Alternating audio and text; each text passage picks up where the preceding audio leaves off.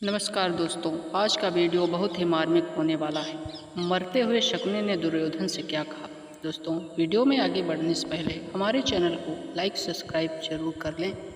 कुरुक्षेत्र के रणभूमि पर रक्त और धूल की गंध फैली हुई थी। पांडव और कौरवों के बीच का युद्ध अपने अंतिम दौर में था। शकुनी, जिसकी चालाकी और कुटिल बुद्धि ने इस भीषण युद्ध को जन्म दिया था, अब स्वयं मृत्यु के द्वार पर खड़ा था।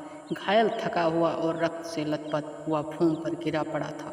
उसके चारों ओर मरे हुए सैनिकों की लाशें बिखरी पड़ी थी। तभी दुर्योधन, जो स्वयं युद्ध की विभीषिका से टूटा हुआ था, अपने प्रिय मामा के पास आया। शकुनी की आंखों में मृत्यु की छाया स्पष्ट दिख रही थी, परंतु उसके एक अजीब सी शांति और गहरी पीड़ा भी थी। दुर्योधन ने कांपते स्वर में कहा, मामा, आपने ही मुझे इस मार्ग पर चलाया। आज सब कुछ बिखर गया, राज्य, शक्ति, मित्र, कुछ भी नहीं बचा। आप ही बताइए, अब मेरी हार निश्चित है।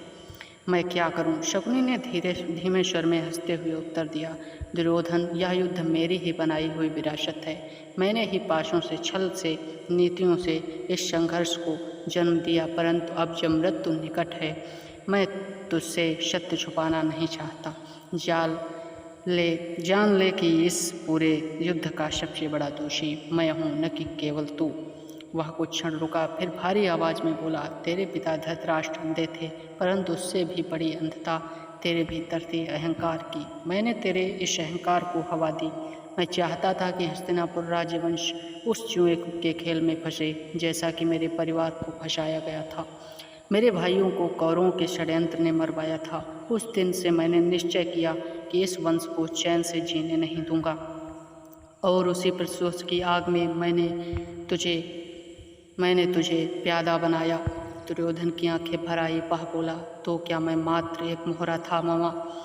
आपने मुझे प्रेम, स्नेह और मार्गदर्शन के नाम पर ठगा। शकुनी की सांसें भारी हो रही थीं। उसने कांपते हाथ दुर्योधन के हाथ पकड़ा और कहा, हाँ दुर्योधन, तू मेरा प्यादा था, परंतु ध्यान दे, अगर मैं तेरे भीतर लोभ और अहंकार न भरता तो मैं तुझे कभी मोहरा नहीं बना पाता। मैं तेरी महत्वाकांक्षा को दिशा दी, पर आग तो तेरे भीतर पहले ही जल रही थी।